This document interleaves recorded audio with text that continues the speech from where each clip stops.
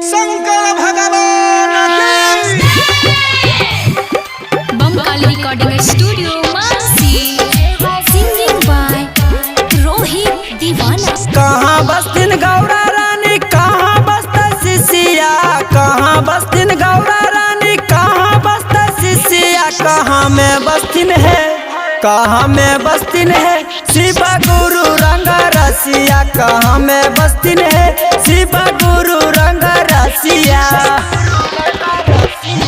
मंदिर बस्तिन गौरा रानी गामे गामे शिशिया, मंदिर बस्तिन गौरा रानी गामे गामे शिशिया, जंगल में बस्तिन है शिव गुरु रंग रसिया, जंगल में बस्तिन है शिव गुरु रंग रसिया।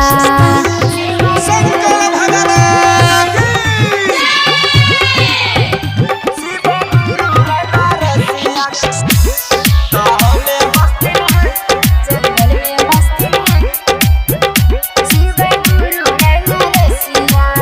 की खैथिन गौरा रानी की सब खैते शिशिया, कथी पिए खातिर भोले लेलखिन यारा दसिया। की खैते गौरा रानी की सब खैते शिशिया, कथी पिए खातिर भोले लेलखिन यारा दसिया।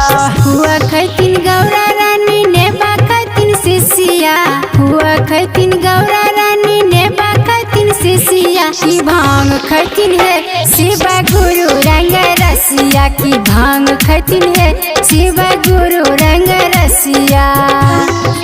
शंकर भगवान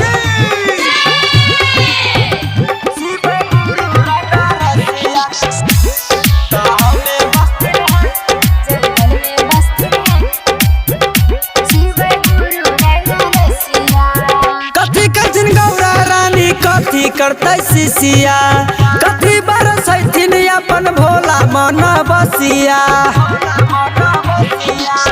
कथी करथिन गौरा रानी, कथी करते शिशिया, कथी बरसैथिन अपन भोला मन बसिया।